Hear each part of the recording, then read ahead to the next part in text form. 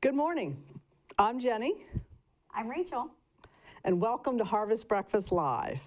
My name is Jenny Rhodes, and I am your county ag agent. I work for the University of Maryland Extension. We have an office right here in Centerville. I'm also a lifelong resident of Queen Anne's County and farm here in the county with my sons.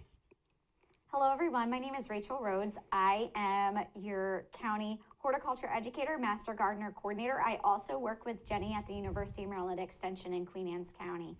I'm a Queen Anne's County resident as well, and my husband and I own a small farm, and we grow poultry and grain.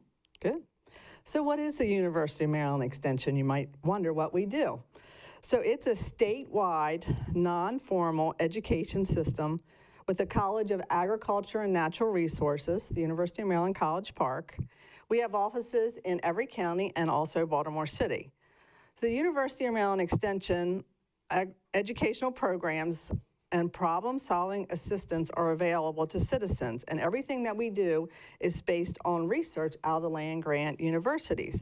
In other words, we take cutting-edge research from our land-grant universities and turn it into practical uses to improve the lives of our citizens across our state.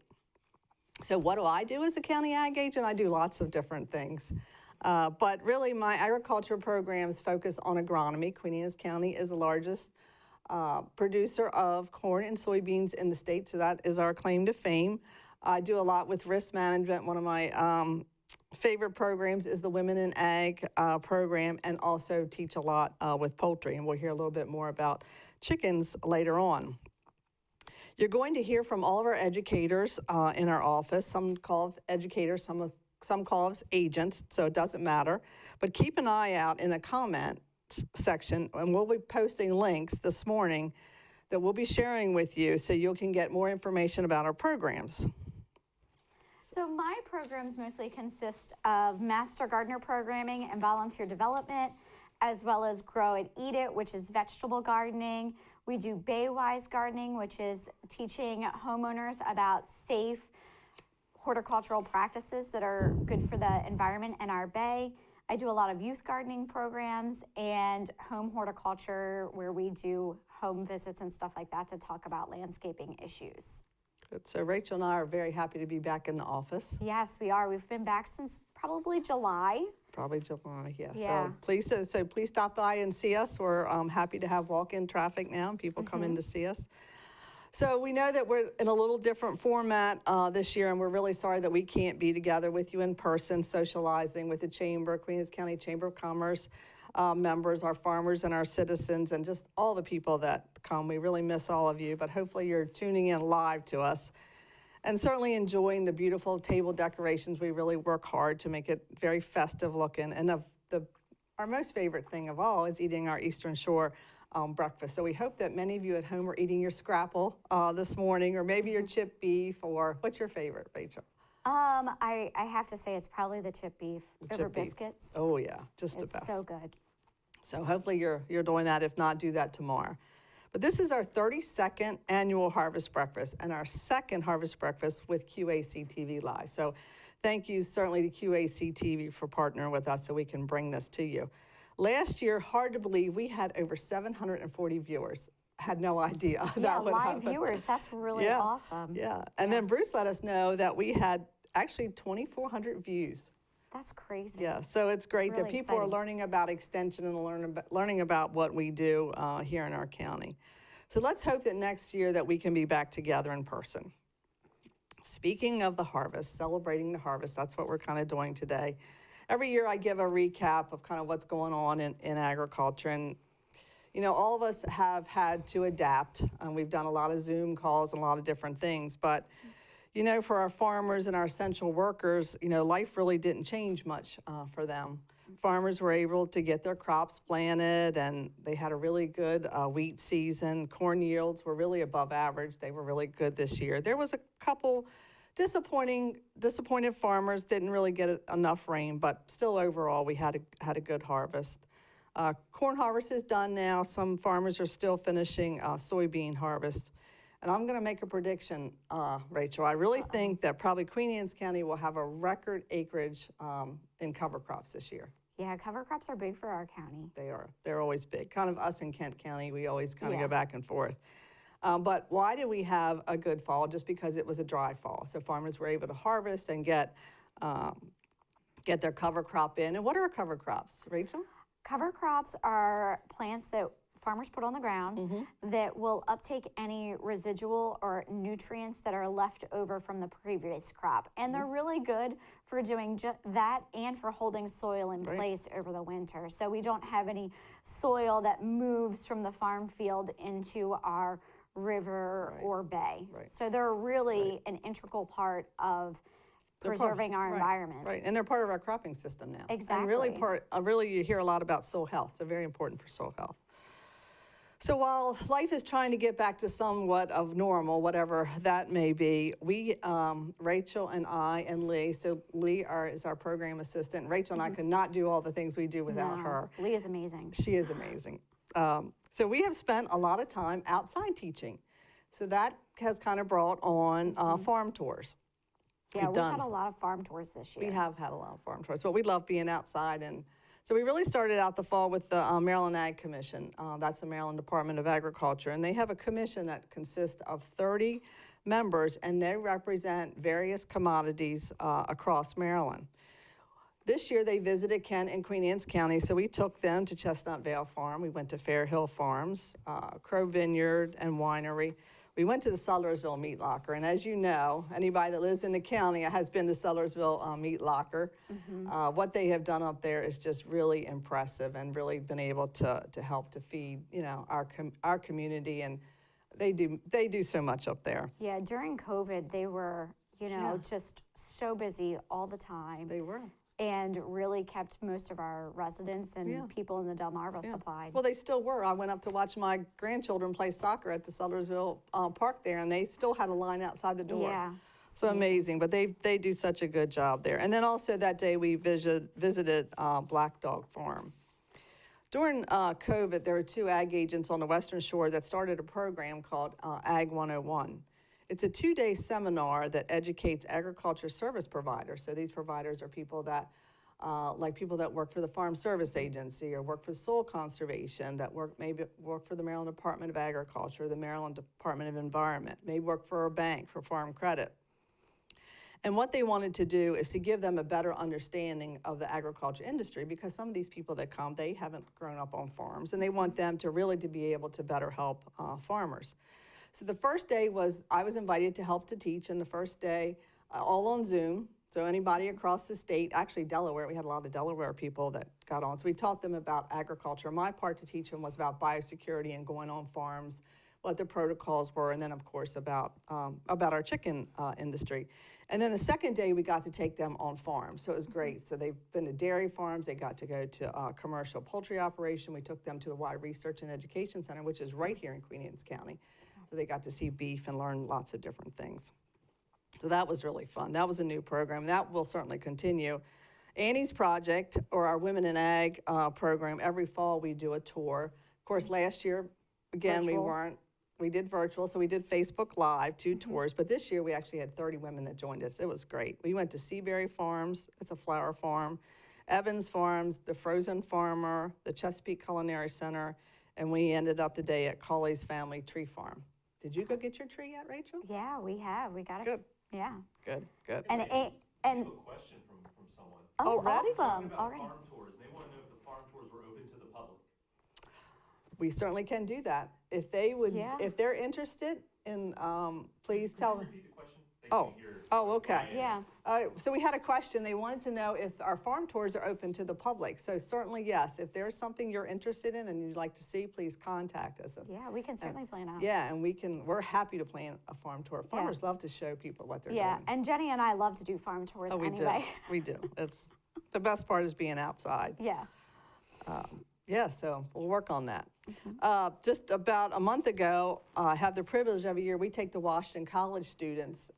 They have what's called the Chesapeake Semester Tour. And it's a whole semester. They learn about everything in the Chesapeake Bay, and of course, farming is certainly important. So we take them to Rich Levels Farms in Kent County, and they learn about grain farming and poultry farming. So they learn about how grain farming fits with chicken farming and all the allied businesses. Lots of great questions. And then just this week, one of my favorite tours, I had second graders from a school. There's nothing better than teaching kids about and they were just like farm. little sponges. They got to go inside the house. They got, they got to hold a chicken, and they remembered everything I told them because we went back and had lunch. They're just amazing. Speaking of chickens, we're going to have some pretty soon here. Oh, we in a are minute. going to have some pretty soon. So All if you right. hear some squawking, Yeah. I'll have one. Already heard some.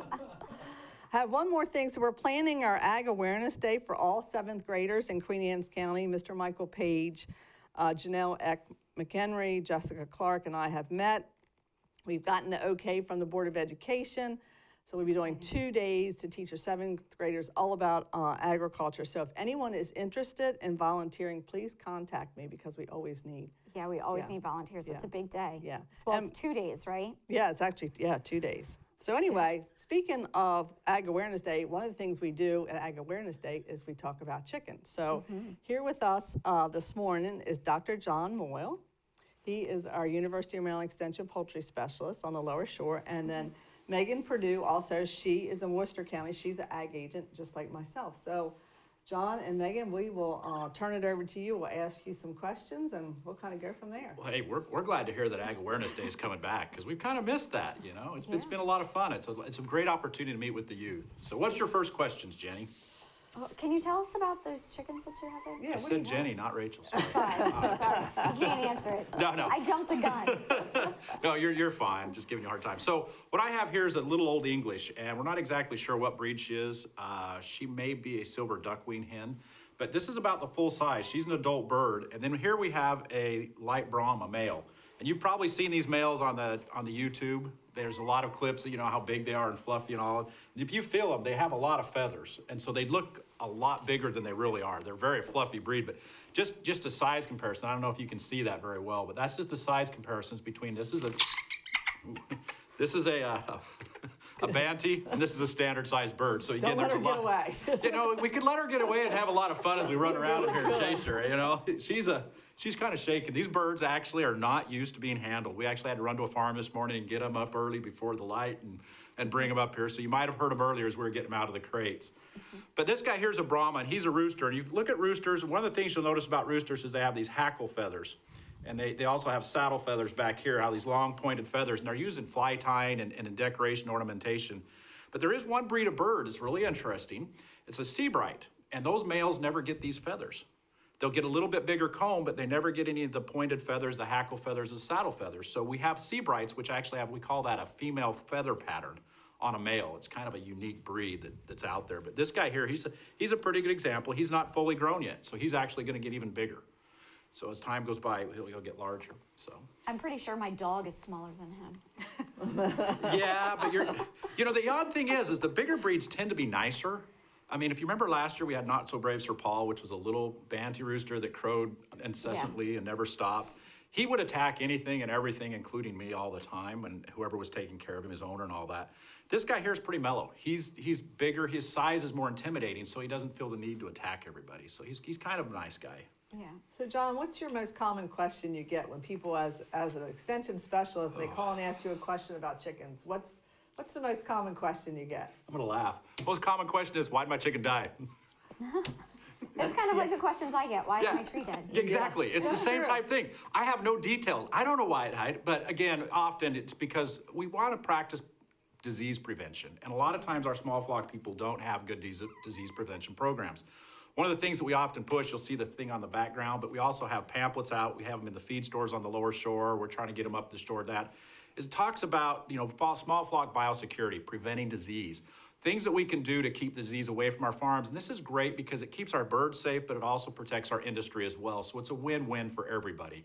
And so again, if you get a chance, we do have our website as well. There's resources that will talk about biosecurity, how to prevent disease.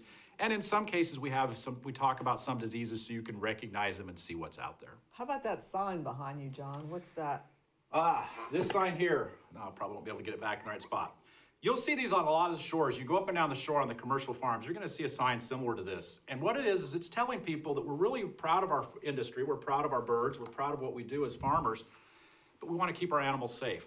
And so we're letting people know that if you're going to come on this farm, you need to practice good biosecurity. For example, if I was to go to Jenny's or Rachel's farms, I would actually have to show up at the farm and I would put on a coveralls, disposable coveralls, booties, hairnet, all of that stuff I would put on before I go in their houses because I want to make sure I keep their birds safe.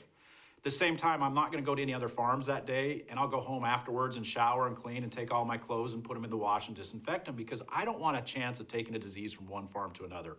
And these are simple practices our farmers do, and they're very cognizant of these things, and they take a lot of pride in what they do, and so it's important that we help them keep their animals safe. So it's kind of like social distancing, John, what we've been doing with COVID. It's the COVID. I think, Wash Jenny, your hands. Yes. Jenny, Foot you've heard this baths. more times than me. When we started with this whole COVID, all our farmers yeah, what's the difference? We do this already. Right, we've done this before, yeah. So again, it's kind of yeah, it is. And if you go around the world, it's some of the things we often teach and a lot of other things. It's not just for poultry. We should be doing it for our swine, for our cows, for all our different animals. Let's stop the spread of disease and keep our animals healthy. So any other questions? So, go ahead. I was going to say, we do have one program coming up. We actually, Megan has, she's in charge of a backyard farming Flock Fridays. Thank you very much. And so we're going to start teaching some more of those classes. We're going to do a little short session in December, but then next, probably in February, we're going to start off and do a full session about different things about raising small flocks, keeping them safe, how to handle them, and to maintain those flocks. So how do they register? Where would they find that? We'll put that in the chat, but just so you can tell them. You can find that. It will be on our website, but you will also be able to find it if you go to Facebook. You and Me Backyard Farming. Yeah, You and Me Backyard Farming is the Facebook site, and you can register there as well. So I know Jenny and I, during the pandemic, have gotten a lot of questions from homeowners that want to start their own food production or have their own flocks. So say I just got my flock this year, what do I need to do to prepare my chickens for the winter? We're pretty fortunate here in this part of the country. We're kind of a mild climate. So as long as your birds have a safe place where they can get out of the weather, where they can stay safe from the wind and the water, if they're adult birds, they're going to be fine. You don't have to worry too much about insulation because they're going to be able to keep themselves warm if the wind doesn't blow on them and they're dry. You will probably have to worry about your water freezing. There are some waters you can buy, some things, tubs or electrical items you can put underneath your waters that will keep the water warm. There's some other tricks and trades, or you can do like a lot of people I know is just go out and water them twice a day on those few days when everything keeps frozen. But really, we're fortunate here that we don't really have that really cold winter so that we have to worry. John, when you say water, I have to think about the second graders. When I had the second graders in the chicken house, and I was teaching them about water, and the one young lady, she says, "Can I drink that water?" And it's actually you could. I know. And the way I talk about chickens is this: no matter where I am, chickens should always be given water that you would be willing to drink. Right. You should never get, and I say that for any animal. If you have an animal, they should always be given water that you would be willing to drink. Caveat though. After you give it to them, don't drink it because they're going to get slobber in there and they're going to get all kinds of stuff in there you don't want. Don't drink after that. Exactly. So if you're going to drink the chicken water, drink it before you give it to them, not after. But it should be the same water and it should be safe for them to drink. Same as drinking after your kids or sibling. I mean, yeah, when you're in the chicken houses there, then look at those nipple drinkers, those water lines. That would be the equivalent of somebody trying to drink water out of a fountain after a couple dozen kindergartners. Yeah. Just not something I would really recommend doing without a little bit of caution. So, John, tell us about a few of the regulations. So if I have a chicken flock, what should I be doing? Is there somewhere that I need to register them? What should I be doing with them? Excellent question. So the Department of Ag, Maryland Department of Ag, does require all flocks to be registered. And that's really what it's for, is that information is protected. And it's only there in case that we have a disease outbreak so that we're able to identify where flocks are at so we can stop the spread of disease. They don't care too much about anything else. It's pure and simply to stop the spread of disease. So again, please do register your flocks. We know a lot of them aren't. I often hear flocks that aren't. I'm not an enforcer, so I just encourage people to do what's right. But again, it's just there as a preventive measure because if you have a disease outbreak, and we do have some. In fact, I just read today that there's avian influenza in France again. We had a case of low-path avian influenza in the Midwest. So again, these diseases are out there and we need to be very cautious. This time of year, letting your birds run wild doesn't, probably not the best thing to do. Maybe keep them locked up because when they interact with wild birds, they get a chance of disease. But by keeping them locked up, we can stop that chain of happening. Really important. What is the most common breeds of chicken for backyard? What do you if you're starting off, honestly, the thing I would do is you can get them at your local feed store. And now if you're gonna buy them from a local feed store, check with them and make sure that they're NPIP birds. And that means they come from clean flocks, that they're free of disease when they're shipped, so that you have a much better chance of having clean birds. But a lot of your commercial, your sex-link birds, you'll see a lot of the brown sex-links and things like that. They're excellent birds. They're gonna lay a lot of eggs. They're a great beginner bird because they're hard to fail with. As you progress in your ownership, you can go to something like this guy here. They're a little more hard to raise. They have a lot more peculiarities. They're not gonna be as productive, but they're an excellent breed for people that have graduated up a little bit. Little girls like this, I mean, if I were to go turn her loose, she's shaking, poor little thing. If I were to go turn her loose, she might actually adapt and live in the wild. I mean, so we have all these different varieties of birds, but for beginners, I really do encourage something simple. You know, Rhode Island Reds are a popular breed, but the males are very aggressive. The females are great, but the males are very aggressive. Leghorns, again, females are great. They're gonna lay a ton of eggs, white eggs if you want white eggs. But again, males can be aggressive. So as you have these, if you have kids, think about what's gonna happen with males. Typically, like all animals, they can be more aggressive and cause injury. Yeah. So John, what's the difference between, suppose I wanted to, I want eggs, but maybe I wanted some meat chickens too. I wanted to put something in my freezer. You know, they do have dual purpose breeds. And dual purpose breeds do lay eggs, and the roosters will grow and they will produce a carcass. Now, they're not gonna be near as efficient as a meat bird or lay as many eggs as an egg bird. So oftentimes we'll see people that will actually have two different breeds. They'll have an egg laying strain and then a meat strain. And the meat strains are gonna be typically a shorter lifespan, and then they're gonna raise them up, harvest them, and put them in the freezer. Right. And you're available to help them if they need help with any of this? Oh, bother. Sorry. Now, yeah, we're always away. We actually really enjoy working with small flocks. It's actually a lot of fun. Commercial birds, love them. They feed the world, but they're kind of boring and bland. They're all the same. Oh, and all come on that. I mean, now. come on. Oh, you This- hurt my look at her here. feelings. She looks so much, you know. But again, I work with those every day. But then we work with guys like this. He's got personality, character. There's just so much variety out there. We love to work with the small flock as well as the commercial. So yeah, anytime you have questions, you can find us on our website. There's a link on there where you can email us. That's actually the best way to get a hold of us. We have classes, yeah. Everything's on there. Everything's in the pamphlet, so it's all available for you in a lot of different forms. And if there's anything we can do to help, we're always willing to help out. Good. That's why we're here. So you know, I thought maybe when I asked you what was the question you get the most is, do you have to have a rooster to have eggs? Oh, That's a great question. that's actually an excellent question. No, you do not need a rooster to get eggs. However, you do need a rooster if you want eggs to hatch. If you want them fertilized, you have to have a rooster. But hens will lay just fine without them, and that's one of the things we see often is many cities will allow now birds to be in there, but they do ban roosters because they do make noise. Those poor roosters. I know. I tell you, I feel for them. So you know, out of COVID, there has come some good things. And John, you and Megan might want to talk about the project that we've been working on lately with teaching our friends from Madagascar. Oh, okay, I was like, which project, man? Yeah, we're working on I'm going, which one? We've already covered backyard farming. What do we? Well, one of the things we've been doing is one of my passions is I do like to do international development, and I have gone around the world. I've been to Africa 16, 17 times, Southeast Asia, worked with small farmers. But because of COVID, we've stopped all that travel, so we've been doing it more virtually with Zoom meetings. And so Jenny and Megan have been helping me, and we've been doing a lot of classes with these. In fact, we're doing one this week with these small farmers in other parts of the world where we will talk with them. They'll send us pictures and explanations of what they're doing, what they have, and then we try and help them. So out of this COVID, we have found some things that have been very beneficial to helping us become better at programming. And we also do the same things with people around the country. We've actually taught people in several different states, other countries. So our program is available to everybody, and we do encourage everybody to attend. And John, what's the website?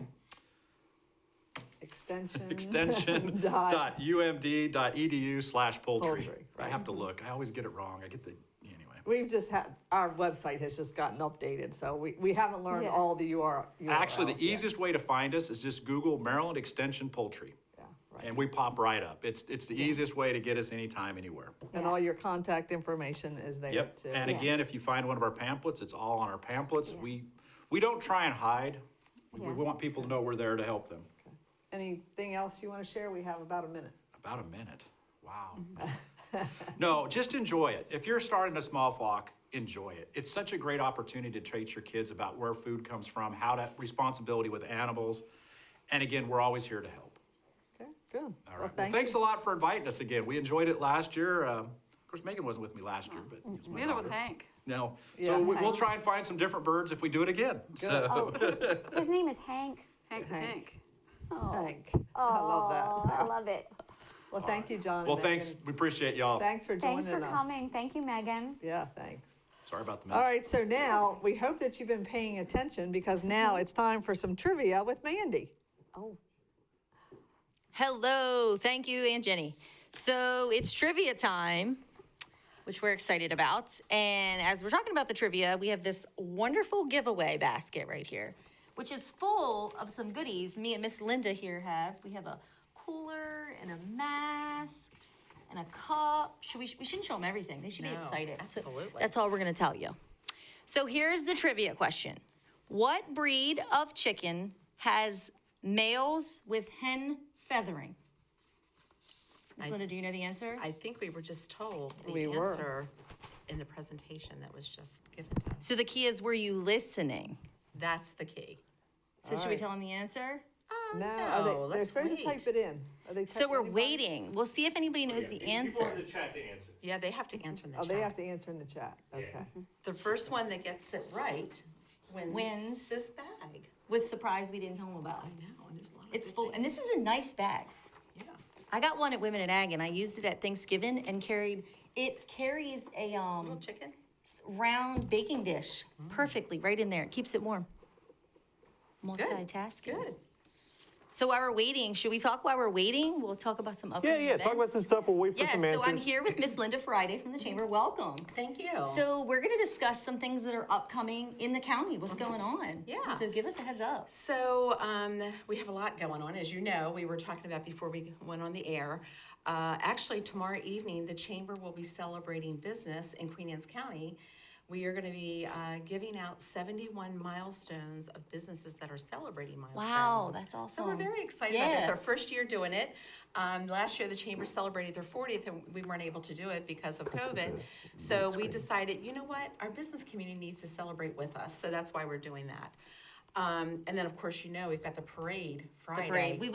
We wait for it all year. I know. It's- And I understand that you all are the busiest, probably the busiest day of the year for We love it. The parade is one of our favorite events. And it's amazing. We're so blessed with QACTV and the county having it that people all over get to watch the parade. I think last year we had a lady from Alaska. Oh. And we had people from all over watching. It's so cool to see the views. Yeah. And especially if the weather's cold. I think it's going to be nice, though. I heard it is going to be nice. Yeah, so that'll be good. So, yeah, so we've got the parade, and then on Saturday, we have the Christmas tree, the baskets, down at Yes. the Narrows, and there's 2 this year. I don't know if you Yeah, saw. I heard it's like they have like 100 and some. Somebody was talking about how many. There's baskets over they had. 100 and some Yeah. for each tree. So there's a ton of baskets. So the community, the business community, everybody just kind of came together and did the baskets. They're beautiful. I don't know if you've taken a peek at them. And they're having a little event there this year. They're right? having a little event. And also, I understand there's going to be a book signing there. And I think the lighting is going to be at dusk. So, and I'm sure you all are going to be out there filming and finding out what our favorite cookie is. I've already got that picked out. So Are you ready? I'm waiting for the cookie question. So, yeah, we've got that. And then I know the SantaCon is that night, which is awesome. So we've got a lot of things happening just in this weekend.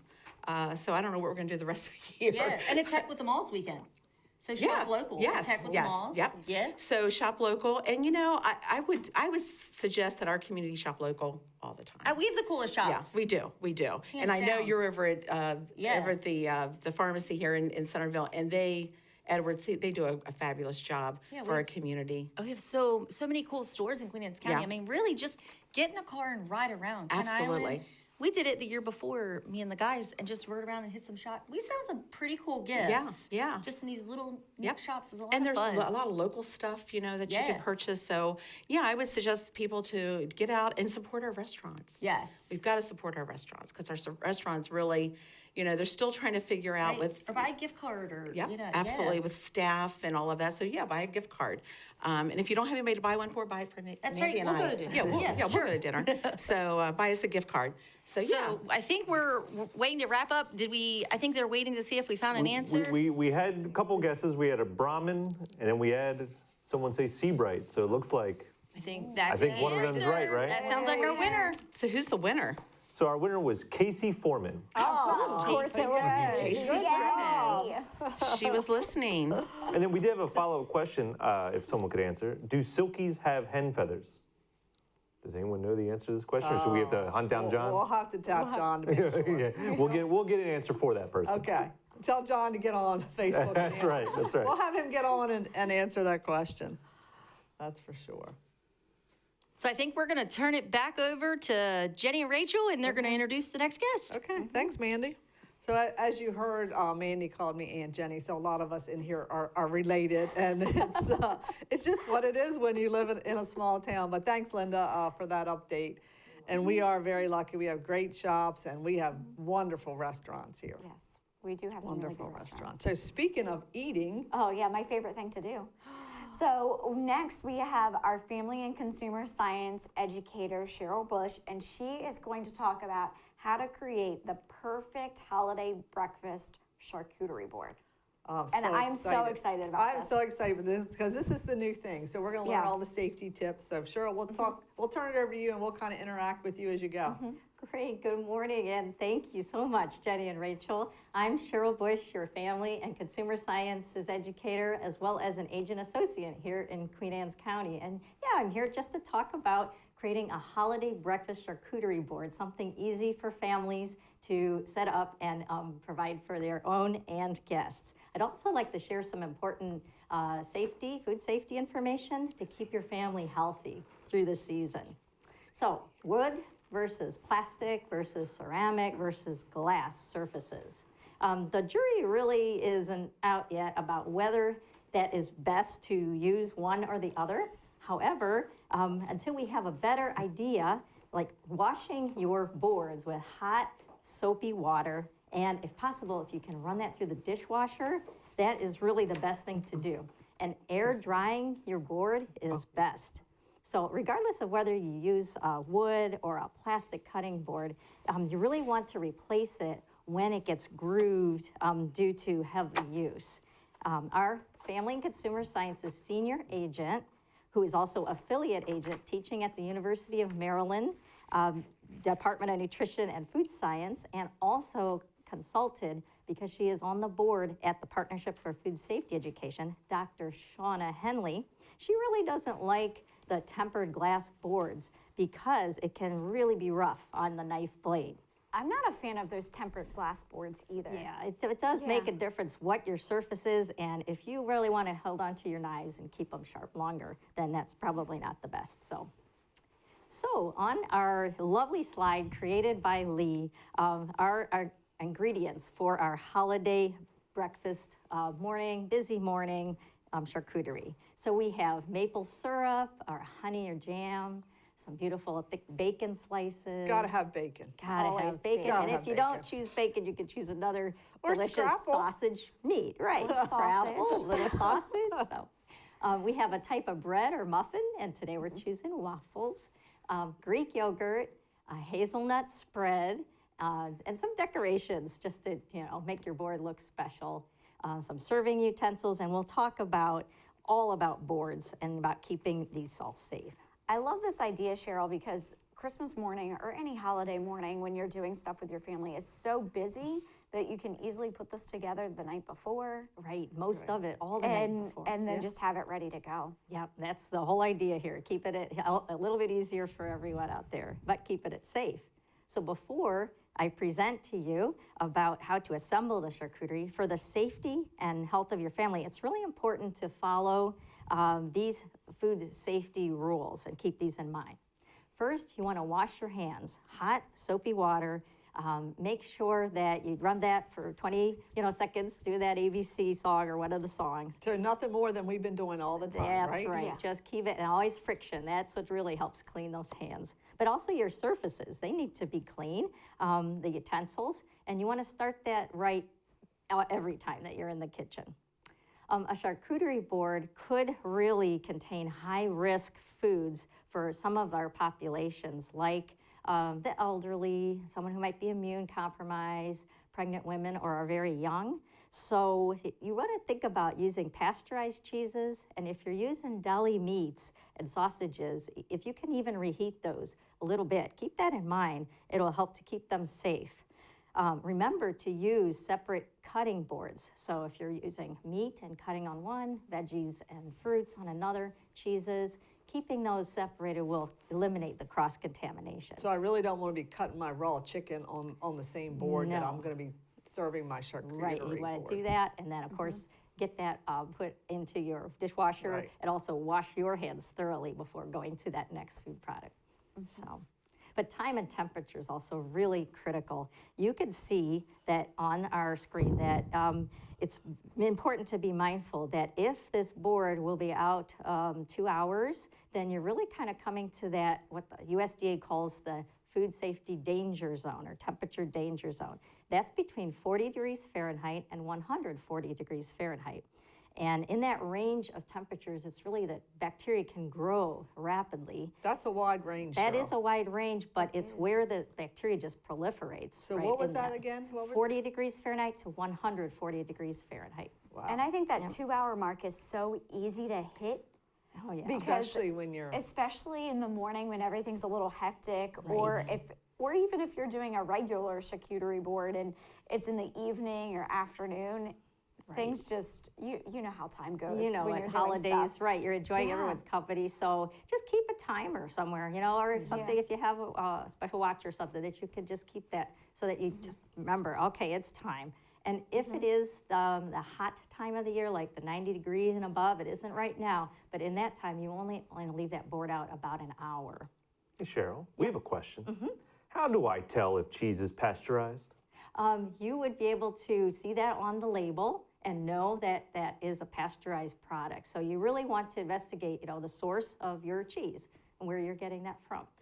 You can also ask if it is not a commercial, but a family person that's creating that, you want to ask, do they take that and get that pasteurized at any local group? There you go, Jim.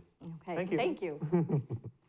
If your family does plan to eat this food later from the board too, be sure to refrigerate it and keep it safely covered and chilled, and use a refrigerator thermometer in your refrigerator. Put it in the front or the warmest part of the refrigerator, and it's really optimal that foods get kept at about 37 degrees Fahrenheit in the refrigerator. And if you can visit our office at 505 Railroad Avenue in Centerville, you can get a free food thermometer. Be glad to give that to you. And maybe some other goodies if you stop by. That's right. That's right. Always we have some nice things, but just things to help with educating you and others and helping keep you safe. And I hope that you've been keeping close attention to the food safety information, because it just might come up in a trivia question. Ah, okay. Yeah. Okay. So now I'd like to go to, and we have a link that's going into the chat for the recipe. This summer, Rachel and I had so much fun here at QACTV and with you, Bruce, and others, just going over how to create waffles that included herbs. Yeah, that was a great program. I still love those zucchini waffles. Those are amazing. Well, who doesn't like zucchini? Exactly. Oh, And it's so oh, easy to zucchini. incorporate. And then I altered the recipe a little bit and put in some fresh sweet corn. Yeah. So good. So many different But alternatives this you was can the do base with recipe right here. vegetables. Yeah. Right. Yeah, This is so the base good. recipe, right, with the waffle and the oats. And it's very simple. The thing that's so nice about this recipe is you take all the ingredients, put it into your food processor, and whirl away. It's done. Then you can use a very nice hot waffle iron. And mine this time was a Belgian waffle iron, but you could use any waffle iron. You will find that the color of the waffles are just a little bit slightly less brown than you would normally have in a normal waffle iron, because it is that oat base. But it's great. It's also gluten-free in this certain recipe because I use all-purpose gluten-free flour and very low. But we could there's use no regular sugar. flour, right? You could definitely Okay. change this up and use Right. regular flour in Right. the recipe too. Good. Yeah. Yep. Just wanted to try to do something for those that really want to follow that. So. Good. So I'm going to start with these beauties, but if I had a hand sink, I would be washing and doing my 20-second, wash and scrub, but I don't, and so I'm going to go ahead and place my gloves on to be food safe. Okay. Oh, the sacred tongs. Tongs are a Yes. great option too, just so that you're not Touching Keep it food. safe. touching food. That's Yeah, right. That's right. So I'm just going to start on my charcuterie, just placing some of these beauties. As I can see, it's just a little bit less of a dark color. There you go. You're there. making me hungry now. I'm so hungry. Oh, Great. And viewers, I cannot explain how delicious these waffles are. They are, and Bruce had them too, Very, very good. Very, very good. Very, very good. And the ones that had zucchini and herbs in them, you really didn't expect that the sour cream and maple syrup were gonna mix well together, but it was amazing. Aw, it's Absolutely neat. amazing. And it's so fun to just try different recipes like that, Yeah. Get something new in your arsenal. Yeah. Here I'm placing some fresh, local, thick bacon. oh. And you probably have an idea where that came from. Yeah, this who is doesn't love delicious. thick cut They have the best bacon. best bacon? Very nice. Now, some usual and not so usual toppings. Today I chose some fresh berries and I went with blueberries. I'm just gonna slide those in there. And beautiful cut sliced strawberries. How about if we that had them in here. our freezer? Could we, I go and pick Sure. strawberries and blueberries locally, Right. and I like to put them in my freezer, so I could pull those out and use those too. Yeah, and I would just Yeah. pull them out the night before, again, or set them up the night before. Okay. And then they should be fine, good to Yeah. go for your board. Okay. So, It's also cranberry season, so you could do It like sure is. some cranberry chutney or Rachel loves something. cranberries. I love I cranberries. know, I just made cranberry chutney, learned how to make that. Oh, delicious. Yeah. How about some toppings for this? We could have a little fun with it, have something like a hazelnut, cream to put onto those waffles. I love having a little bit of dairy. So I'm including a little bit of Greek low sugar yogurt. That was a tip given to me by Rachel. I She love said the low there's one that's sugar. very low sugar. Now, and wait a this minute, I don't is a see healthy whipped cream. My topping. grandchildren love whipped cream on Right, their waffles. and that's whipped cream, so this is a My healthier mom swap. Jenny has them addicted to whipped cream. It's a little healthier swap That's on what that. grandmothers get to do. Whipped cream and hot chocolate.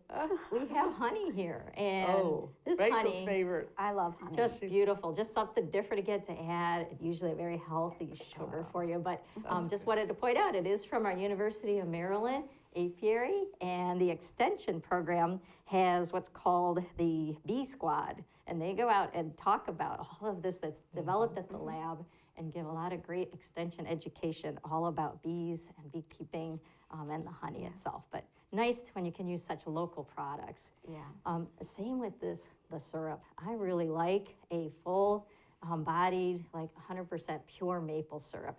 And we have, the thinner syrup if that's preferred. There's so many different brands out there, but give it a try if you haven't. It's just a little bit of a different taste sensation. So another way to really minimize any kind of cross-contamination, as you can see here, I use my tongs, but you could also insert toothpicks into your product, right? And then people can be encouraged to go ahead and grab more toothpicks every time they're going into the Yeah. different And bowls. farmers like toothpicks, so. Do they? Oh, yeah, Okay, love well then toothpicks. there Yeah. you go. And these are really pretty, so thank you. But the Festive. other option is that's fun, even especially for the little ones, and it's helpful to you, moms and people setting this up. You can set up little individual cups the night before too, and have that in your refrigerator ready to go. And then people enjoy that they can pull that right from the board. You can That's a have great That's idea. a good idea. yeah, they're fun. You can buy little, individual cups, very inexpensive. You can get a little bit more at some of the other stores, but just have fun with it. So one thing I also wanted to show you was about a very important recipe that came to us because of Rachel. Miss Baker. everybody. Rachel started to use up some older bananas and From one of our farm tours. created created this lovely loaf of bread one day that we just all just ate it up right in the office. So again, the ingredients look like there's a lot, but it's often things that you have right in your cupboards at home. And what Rachel did for us this time to kind of take this a little bit step further is we decided, well, if we want to keep this really food safe and keep it individualized, she used these silicone muffin cups and created these beautiful banana muffins that will just slip right out of the cup. There was no oil needed, right? No, I Nothing didn't use needed. any oil with that. So, oh, I can't wait to eat it. The nut topping on there really makes this so delicious. Yeah. And yeah, because you are getting this in the chat, the link, and we have showing it to you today, now your family can enjoy this that you so kindly So shared. are you putting Rachel. those on your board, or are you going to leave those separate? I would leave them just out and separate, something like Okay. that. If you wanted to put it on the board, you know, you could just nestle those in gently. Okay. And it does, it Yeah. really does make it fill up and look good. So, Yeah. and again, this is a ceramic board. What I'd like to do is kind of switch gears now and Oh, I talk can see about it what now. I is couldn't see it charcuterie.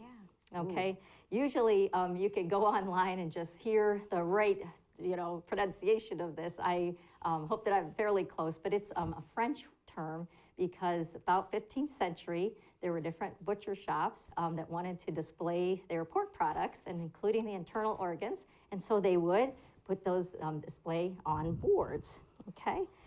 What's important about this is to know that you have a difference between charcuterie boards and like the cheese boards. With a charcuterie board, a serving board, it's made from either a face grain wood or the end wood that is much more durable. We call them butcher blocks, right? We have heard about that. And this one that I have here is made from that kind of edge grain that's really solid. It can withstand all kinds of slicing and chopping and dicing. And the more, face grain woods are those softer woods like the ash or the red oak. And of course, you'd get a lot of grooves in there from your knives if you use that. A pine also might kind of impart more of a resinous, taste, so they're not as acceptable either. They'd be not as hard as this nice hardwood like a maple. Okay. What else do you have for us? What Cheryl? else? What else I wanted to show is about keeping this board, keeping it safe. When we talked about trying to, keep your dishwasher or keep this going through a dishwasher to keep it safe, one thing that does is it kind of takes that finish down of the wood. So you can use mineral oil or a walnut oil or a natural beeswax that you would actually chunk down and place into a pot and heat that up so that it's like an oil. And then you rub that board with any of those oils. You're rubbing it not just the surface. You can rub all around the board and get that, really coated. But you'd want to let that oil seep in overnight before using it. And it's really important not to use an olive oil or a safflower oil, corn oil. Some of those really aren't advised for these kinds of boards because it can proliferate a little bit more bacteria.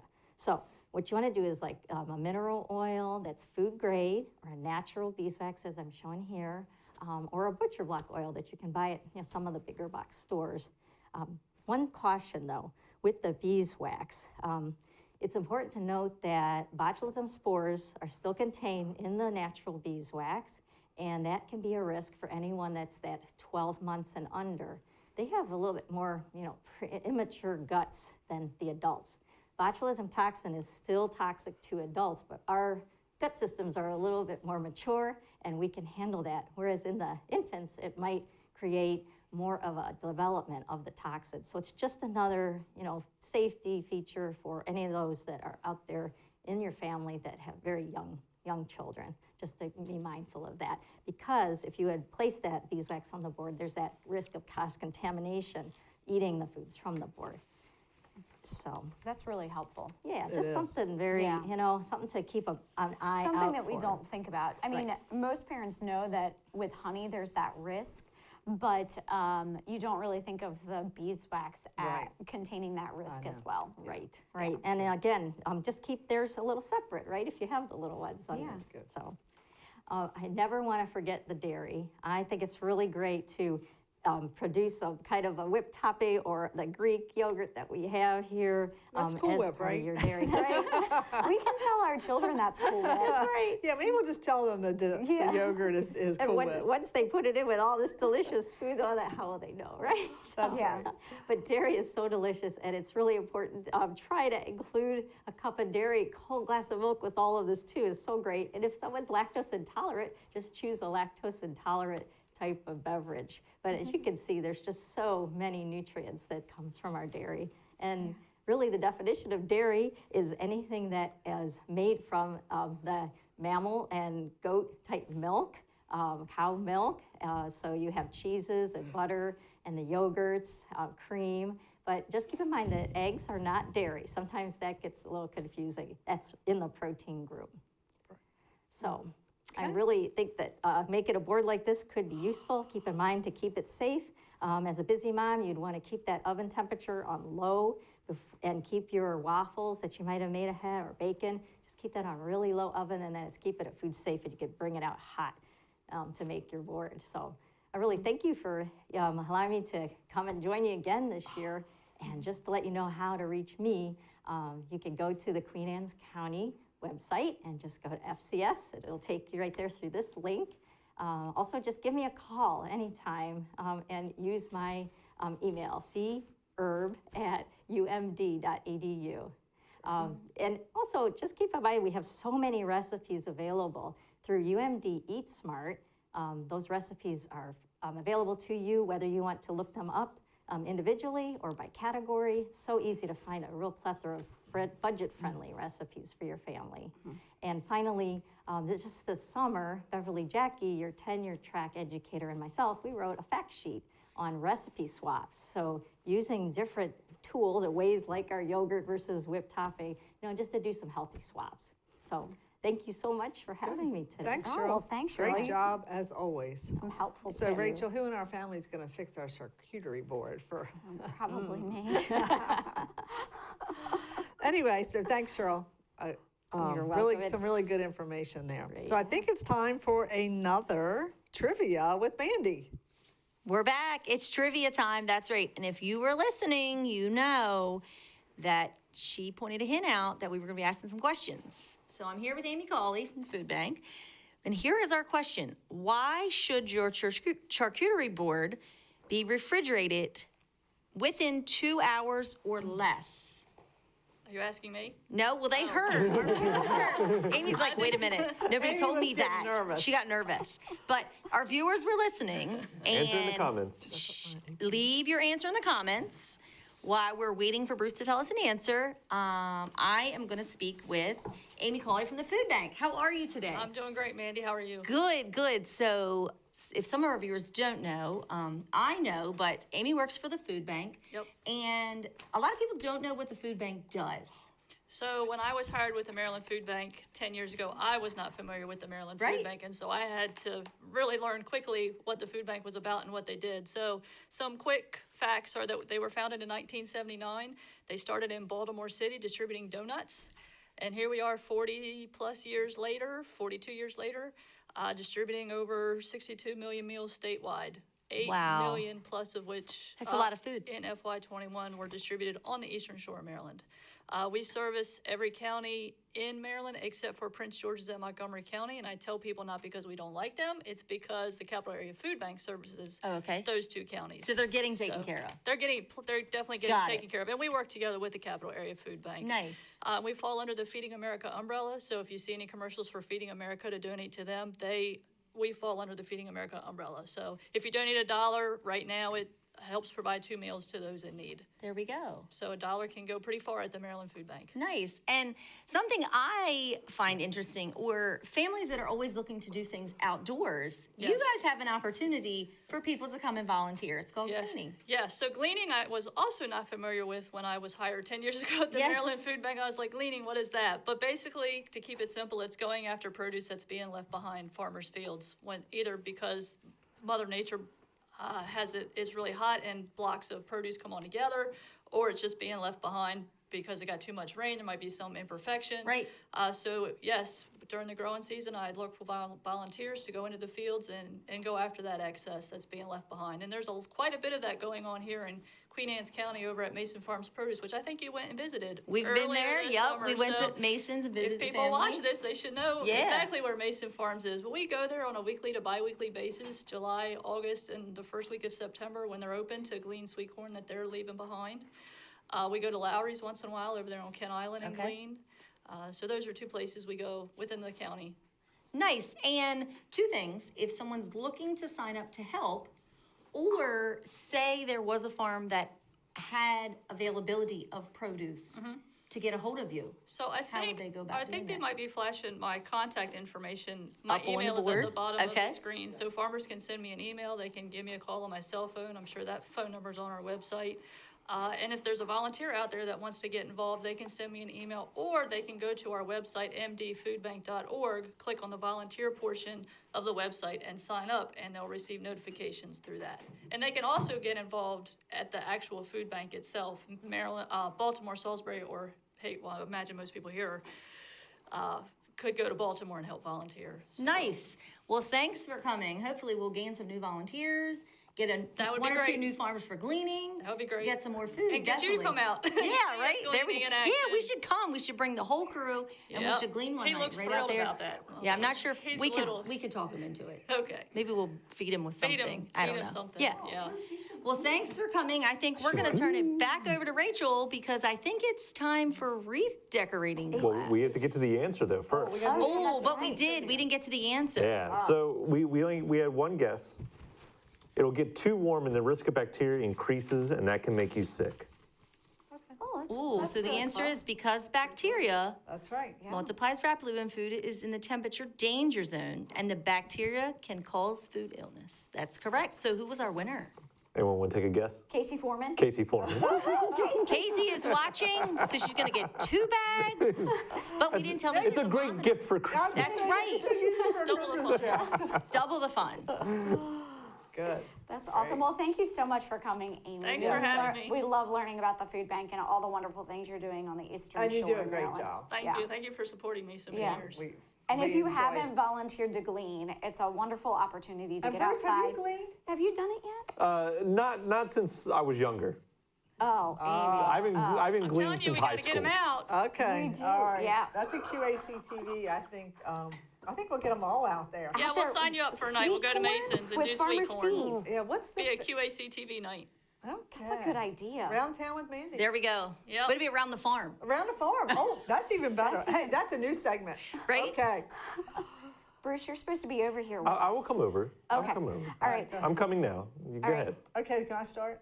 Yeah, Oh, you can, yes. yeah. Okay. No, no, you have 15 minutes. We only have 15 minutes to do this. And if you guys were with us last year, we did decorating a container. Thanks for this. No. Incorrect. So wrote. we did decorating containers. Bruce won. Yeah, he wants to win again. This year we decided to, switch it up a bit and do wreaths. Who can decorate the best wreath in Right. 15 Look, minutes? look at someone already Jenny's jumping the already gun. jumping the gun. Winner gets the golden clucker. That is. There is one rule, and What's the rule? The rule is that we have to make our own bows. We are not allowed to use pre-made bows. All right? It's going to be great. Yeah, why are you saying that to me? Like we didn't tell you that was the rule. Because I don't make bows. Jenny is the bow maker in the family. I don't know. We'll see. I have a good so- friend that has taught me how to make bows. So and that's hopefully Sue Wolf. Hopefully she's watching. So just a couple of things about making your wreaths. This is the perfect time to lightly trim your evergreens, your hollies, your boxwoods, your pines. And with those trimmings, you can make a wreath. I did not have time to prune my evergreens, so we purchased these from Rachel, a I don't know local. why you didn't have time. 2 kids, a farm, you Yeah. know. So Job, you know. anyway, while they're decorating, I'm just going to go over some basic things about the holiday season that we need to remember when we're because it's still kind of gardening Oh, season look as at well. him with oh. No. Look at him Don't with you his copy. ribbon. Pinterest. I think he did go on Pinterest. I have an account. So you might not know this, but Amy's family also has a Christmas tree farm.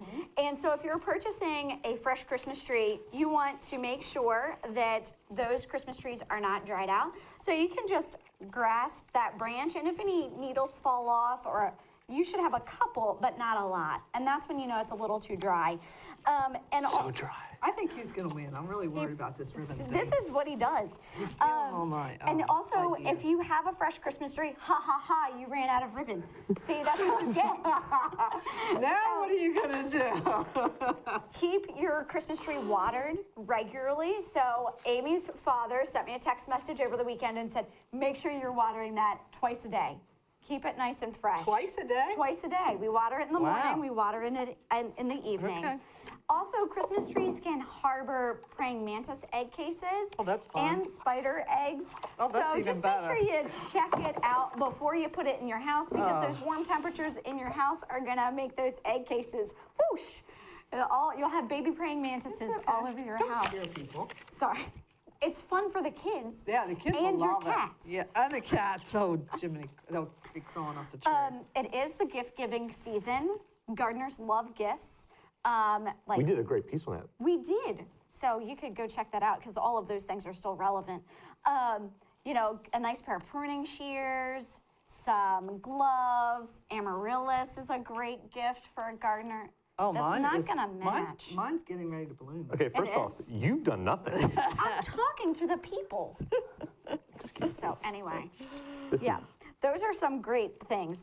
If you're buying a poinsettia for your house, just make sure to keep it watered as well, and make sure those potholes, the pot that it comes in has a hole in the bottom for drainage, because you don't want them to get too wet and too saturated. You want it to be able to have that water removed a little bit.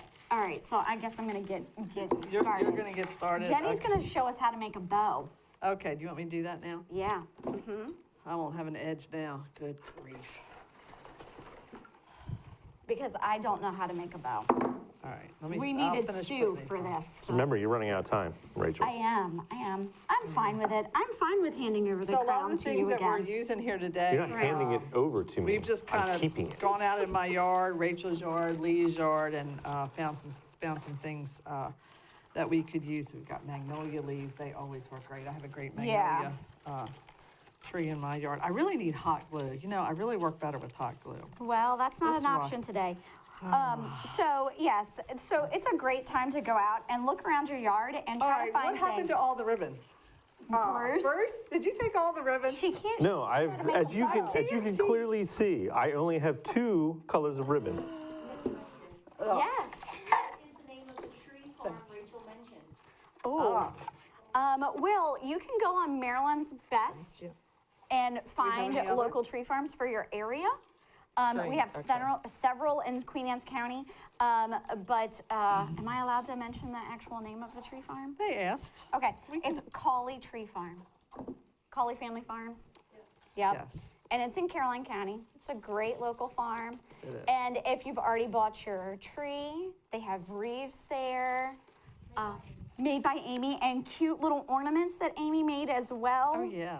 We went there on a Women in Ag tour, actually, Yeah. and the women loved it. I used to work with Charlie, or Amy's dad, and he's an awesome man. Okay, we're gonna make a bow.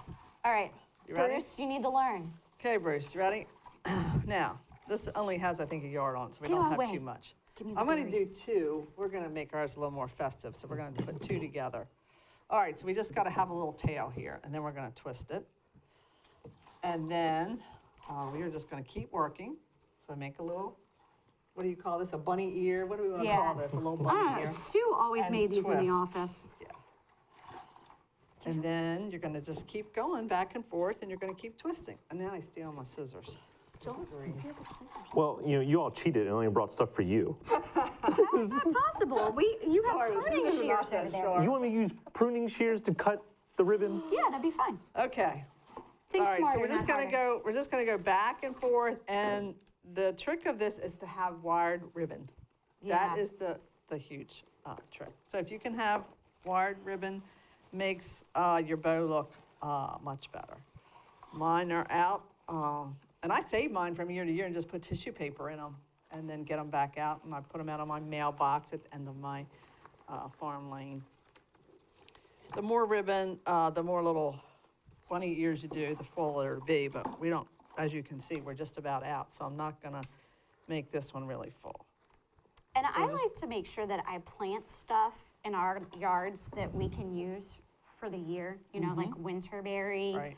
magnolia, some evergreens, some hollies, just so that I have something to decorate with in the winter. Get away from my berries, Bruce. Is he stealing your, look, Yes, you he's guys a are doing much better than I Cheater am. pumpkin eater over here. I'm getting a little worried. Okay, so when I get down to the end, I'm just gonna make a little teeny one in the front. I'm gonna bring that around, and then I'm gonna finish. That's a great bow, Jenny. Oh, I'm not done yet. Wait a minute, hold on. It's gonna look even better in a minute, hopefully. How we doing on time? I don't know. Oh, I don't know. Getting close. I'm not gonna win, definitely, because I don't have mine decorated. I was spending too much time with my magnolia leaves. Told you I was gonna do it by hand. You and What your. are you talking? everything. Use a pruning I shear. can't because you. You don't know how to use them? There's You have three to- over here. Yeah, but you know. All right, and then you've got to have some wire, so we have wire here today, and then just take your wire and make this just as tight as you can on your bow. That's beautiful. Twist it around. Now, And then how do you put it on your, okay, and then when you do two together, see, then you can pull these out, and it makes your bow a little more fluffier. a little more fluffy? Oh, a little more fluffy, whatever Should the we put correct these on there? English is there. Oh, my bird. Oh, no, I was hoping she wasn't going to take that bird. I brought the bird just for Bruce, just to give him an edge up. You were trying was to trying to help? be You were trying to thoughtful. help him? Yeah, well, you know. Okay. No! What You made mistakes. You made mistakes. No, I didn't. All right. Oh, let's see. I got to do some little fluffing here. Sometimes when you get to the end, it looks a little rough, but, all right, where's the scissors? Bruce has Bruce, can I them. borrow the scissors? Thank you, thank you. Very well. Oh, see, I'm worried. I that's think very Bruce nice. is going to win. Bruce always tries to win. He goes in with the mindset that he's I going to know, win. I know. And then he does. Hey, you and I are teaching, so, Yeah, that's true. right. Well, while you're teaching, you're also getting schooled. So as you decorate your, as you decorate, you want to think about where you're going to put your bow. So you might want to put it at the top. You might want to put it on the side, at the bottom. But there you go. So there's our. Where are you there's going to our put beautiful- yours? I don't know. I think I might put it on the side. Well, 2 good minutes grief, I'm not left. gonna be done Oh, in 2 minutes. man. And then I'm just going to wire it right all the way around, and turn it on. And then you can fluff it and puff it and whatever you want to do. All right. I need some red. Rachel, did you take all the red? Maybe. Bruce taught me last year that color is everything. This is true. Color is everything. People love color. People love I color. know. Yep. Now, I have some of my friends at a local florist, and you probably know who that I might be talking about. So Yeah. I hope that we don't disappoint you. I need a lot more time than 15 minutes to make a wreath. I know, we usually need a good hour. Oh, that's Okay. true. I think, Okay. Amy, you should make a chicken wreath. Or a gnome would be really cute, too. Oh, what happened to my other one? It fell off. Oh, look at it. Oh, so we can, In so 1 we minute? can use, you know, 1 minute. Remember, people at home, you're going to be voting. Yeah, for Rachel. for Jenny. And if you want me Hey, to you come out took to your all the red business or, balls. Maybe. She took all the red balls. Good. or mention your name on all our live shows for the next 6 months, you'll vote for me. Well, Bruce took my bells. Uh-oh, there goes your ball, your red There goes my balls. red ball. He took my fun bells that I had. They're silver ones. No. They're not the same, are they? I hope we don't have to pick these up, because mine could fall apart. No. Can you give us a countdown, Mandy, when we're getting Oh, no. Oh, no, Mandy, start at 22 at Wait a least. minute, I didn't get to put any of these on mine. 25? 25? Amy, look at these. See, they're not Yeah. wood burnt like yours. No, no. I'm not gonna finish. I can't do this like they do on this. I don't know how people do. I don't like that one. You don't like it? Hopefully it won't fall out. What are you doing? Huh? You stealing my berries? Bruce, I have to say, you did a pretty good job. Oh, thank you so much. He gets to take it home. That's why it's going to be his wife's Christmas present. Honey, look what I brought. Hopefully you get her something more. Mandy, I'm going to need you to keep counting. Slower? Hold on, Mandy. Count like Mississippi's. You know? Mississippi. 6.5 minutes. Someone took my thing. Lee, hand me. Oh, yeah, sorry. Mandy, like 6 more Mississippi's. I'm like right there, Mandy. So, No, Mandy, go, Mandy, go. I'm done. I'm No, done. Mandy, slow down. I'm done. I'm done. I'm done. Yeah, mine is Yeah. just, Here, mine was it will Cheers be. you wanted that? So, Lee kindly reminded me that I haven't talked about home horticulture programming or master gardener programming. You got caught up in the moment. I did. I like to win. That's my problem. So things that Well, we you can have- talk about why people vote. Yeah, that's true. Yeah. All right. Yeah, we'll hold them up. We'll let people vote, and then you can talk about your programs. Okay. So things that we did during the pandemic, I mean, like Jenny said, we were so busy, and most of our things were virtual related. We did a virtual seed swap, and that was, Should we hold them up for the people? yeah, hold them up for Hold the on, people. mine's falling apart. Oh, well. No, so- So is mine. Sorry to hear that. So I is just mine. cannot do a read. There we go. Okay. Okay. All right, Bruce. Ted, could you just focus on mine? We don't need to really Hey, see the... now. Yeah. I'm kidding. So we all went for something different, Yeah. which is nice. That's what makes this so much fun, It is that is. they can be your own. Bruce, I'm impressed. You really did a good job. Oh, thank you. I don't We think all did a so. good job. It was fun.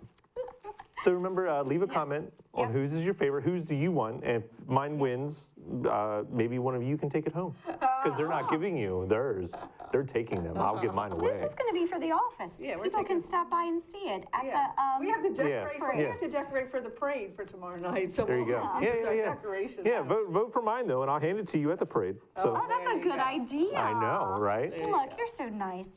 So during the pandemic, we did a virtual seed swap online. And people could go on and register for different varieties of seeds. And we were able to give out 116 different seed varieties to people all over the country. Wow, that's really cool. It is really cool. And then we would send to everybody like different gardening tips throughout the year. Also with the podcast, that's really big, the Garden Time podcast that I'm a member of. So it's myself, Michaela from Talbot County, and then Emily from Dorchester. We came on here and talked about cicadas a couple of times. Yeah. Yeah, that was fun. And you just say podcast, but you're award-winning podcast. You need to slip that in. You're an Sorry. award-winning podcast. Sorry, it's hard to boast about yourself. Yeah, so we have. I do it daily, so. We've done. That's true. So you're an expert. We also have our next seed swap is coming up on February 12th, and that's going to be at Christ Church in Stevensville from 10 to 12. It's going to be in person this year, so we hope to see you guys out there. And we start Master Gardener Basic Training in February. It's going to be virtual as well, but registration for that is by December 6th. So if you're interested in participating in Master Gardener Basic Training, you need to go ahead and send me an email. Stop messing with it. Just stop Well, touching they're already voting. They're not going to see it again. Oh, I was trying to fix it for the winner to come pick up a great wreath. Okay, it's all right. So No, if you're I'll interested stop. in basic training, go ahead and shoot me an email. My email is rjrhodes, rhodes@umd.edu. Okay, Okay, Excellent. awesome. good job. Well, I had a lot of fun with you guys today. This It was fun. Yeah, it was fun. So It was much great. fun. Do we You have did a people- good job. Oh, thank you. Do we have people come in? Somebody's asked to specifically see Bruce's again. Oh, sure. Oh, no, really? I mean, Can we do a zoom in? yeah, here we go. Let me hold mine up. Oh, you still. Well, it's because it got caught on yours. I got caught on yours. There you go. A zoom All in. look lovely. I Oh, They think, yes, do. thank Bruce did a good job. I definitely think Bruce was on Pinterest. So yeah, I thought of this in the shower today. Oh, you did? I did. Good. Shower thoughts. Shower pretty thoughts. sad. Good, good. Thanks, Rachel. Okay. All right, so we'll come back to that. yeah. Yeah, Okay. you want to come back in the Yeah, end? yeah, let's come back to Yeah. that. We can do at that. the end. We'll Yeah. get some votes. Okay, Yeah. We'll tally them up. okay. Awesome. All right, so we're going to Thanks, move to our next segment. This is Sally Rosenberry. So Sally is our 4-H program assistant, in our county. I am a product of 4-H. I know Mandy was in 4-H. A lot of us grew up in 4-H and learned a lot of life skills there. So Sally, I'll turn it over to you and you can introduce your guest. Okay, well, as Jenny said, I'm Sally Rosenberry. I am a product of our county 4-H system, and I'm a Maryland 4-H All-Star, and now I'm privileged to be able to work in 4-H, and I really, really enjoy that. 4-H it's a professional youth development organization, and it's actually worldwide. We have our kids able to compete and do activities on local, county, state, national, and sometimes international arenas. We have had one of our 4-Hers not too terribly long ago make the trip to Tanzania. So there's lots and lots of opportunities in 4-H. In our county, we have 12 active 4-H clubs. We have about 264 4-H members at this point. And we are open to all youth ages 5 through 18. We have lots and lots of projects that the kids can do. We're not just the animals and sewing and baking anymore. We do everything. We have photography, woodworking, gardening, robotics, rocketry, and we put STEM into everything that we do. And STEM stands for science, technology, engineering, and math. So we are current with our projects and ideas. Our clubs always do some community service, and what we do is each club does their own thing with community service all around the county. We do teach life skills. That's what we are about, teaching the kids life skills. And public speaking is one of those really big basic life skills that we really do well with. Queen Anne's County has the largest public speaking contest in the county, and also on the whole Eastern Shore, and we definitely rival those in the state of Maryland. So our county public speaking is really big up there. And I believe Emma's done some of that too. Right. We do a little bit of everything for anyone in any club. If you are in what we call our specialized clubs, which would be like our horses or livestock, marksmanship, that's the primary focus, but kids that are in there can also do crafts and baking and woodworking. They can do anything they want, even though they are in a specialized club. And the other clubs are called general clubs, where everybody does a little bit of everything. And I did bring today with me one of our outstanding young 4-Hers. This is Emma Hutchison. She's a junior member of the Pony Express 4-H Club. She's been very, very active in 4-H, and we are so proud to have her. And we're going to let her tell you a little bit about what she does. As Miss Sally said, my name's Emma Hutchison. I'm 11 years old, and I'm in the Pony Express 4-H Club. I have horses, goats, cows, and this year I started my lamb project. I have 11 goats, 1 lamb, 8 cows at my uncle and pop-up's dairy farm, and I own 1 horse.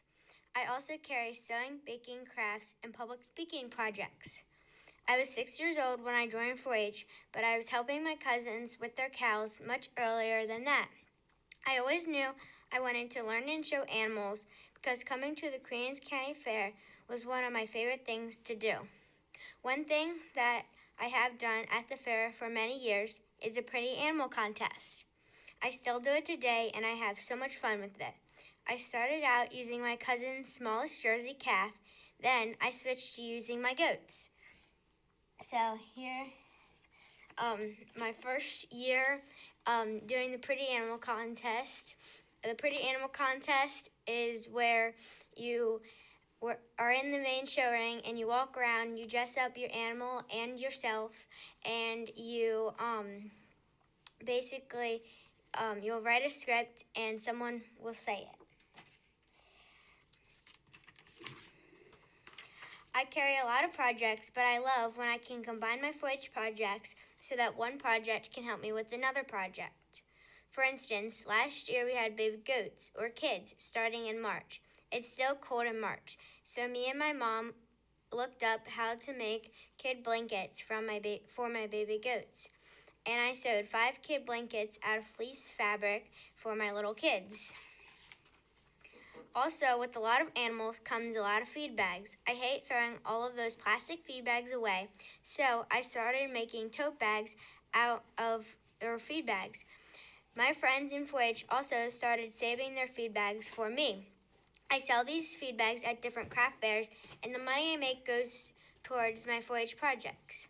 So here is one of the tote bags that I made, and we sewed the handles on there. That would be really handy. I like that a lot. Yep, You can have all different kinds of things on them, can't you? yep. Another way I can combine my 4-H projects is when we have to milk goats, we get a lot of milk. So, me and my mom make soap, cheese, and ice cream. For my 10th birthday, we made cheese with shrimp in it. It was so good. Also, for my 10th birthday, we made homemade vanilla ice cream using the milk from my goats. Then, for my 11th birthday, we made cookies and cream ice cream. It was so good. I entered soap in the Queen Anne's County Fair into exhibits. So here's the soap I made out of my goat's milk with a little loofah bar in the center. Watch out, Miss Rachel might take that home with her. She loves good. Yeah, I love goats. When I'm not taking care of my animals, I love to look up craft projects that I could enter in the indoor exhibits at the fair. I always started thinking about my indoor exhibits very early so that when the fair gets closer, I can focus more on my animals. Some of the things that I entered in the indoor exhibits are pictures, flowers, a ribbon wreath, a ribbon ornament, fleece blanket, and haze and grains. So I made this ribbon ornament. It was out of a reserve champion ribbon, and we put a picture of me and my goats in the center.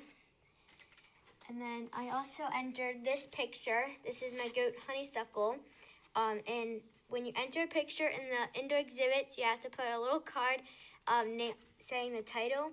And my title for this picture was, "This is how I feel about COVID." That's cute. I have also sewed a dress, pants, and pajamas. I've entered them into the indoor exhibits and participated in the fashion review. That is when you model the outfit you made, although I was very nervous to do this when I first started, and it's now one of my favorite activities. She's going to get her dress so you can see. Emma, I love those bags that you made. That's so creative. Thank It you. is. I made this dress this year and entered it. Oh, That's nice. so That's pretty. beautiful. Wow. Lots of talent. Yes.